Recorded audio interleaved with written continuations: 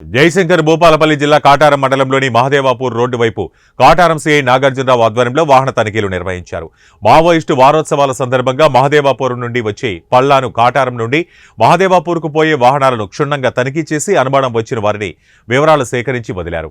ఈ కార్యక్రమంలో కాటారం ఎస్ఐ అభినవ్తో పాటు సిఆర్పీఎఫ్ సిబ్బంది, పోలీసులు పాల్గొన్నారు.